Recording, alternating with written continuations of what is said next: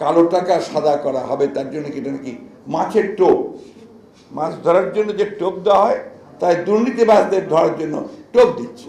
যে আমরা তো দেখলাম যে আপনারা এই মাছের টোপ দিয়ে কাদের ধরেন, এবং কেন, কারণ আপনারা তো নিজেরাই এটার সঙ্গে জড়িত।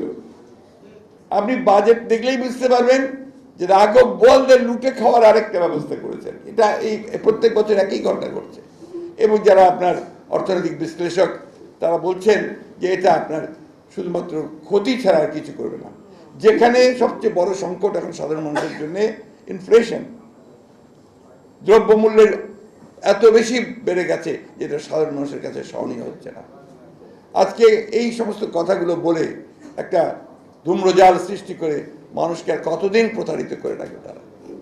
তাই আমি সকল রাজনৈতিক কর্মী, এখানে বেশিরভাগই আছেন আপনারা, আমাদের নেতৃবৃন্দ আছেন, আমাদের একটাই আমাদের আপনাদের কাছে আবেদন যে আজকে দল মত নির্বিশেষে আমাদের ছোটোখাটো দোষ ত্রুটি ভুলে গিয়ে আসুন আমরা সবাই একসাথে হই।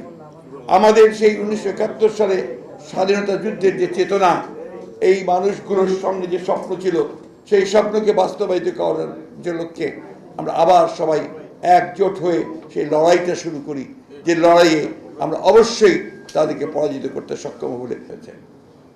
এমন একটা শাসক গোষ্ঠী জোর করে ক্ষমতা দখল করে বসে আছে, যারা বাংলাদেশের সমস্ত প্রতিষ্ঠানগুলোকে ধ্বংস করে দিয়েছে। 1971 সালে এরা প্রায় সবাই মুক্তিযোদ্ধা ছিলেন, আপনারা অনেকেই মুক্তিযোদ্ধা ছিলেন। আপনাদের কোনো স্বপ্নই বাস্তবায়িত হয়তো দূরে থাক, এবং সেই স্বপ্ন থেকে বহু দূরে বাংলাদেশকে তারা ছিটকে দিচ্ছে। আজকে আমরা এমন একটা শাসক গোষ্ঠীর যাতে করে পড়েছি, যারা এখানকার মানুষের কল্যাণের জন্য কোনো কিছু করা তো দূরে থাক, মানুষকে তারা শোষণ করছে, নিগৃহীত করছে, নিপীড়ন করছে, এবং প্রতি মুহূর্তে বাংলাদেশের যে ভবিষ্যৎ, সেই ভবিষ্যৎকে তারা ধ্বংস করে দিচ্ছে।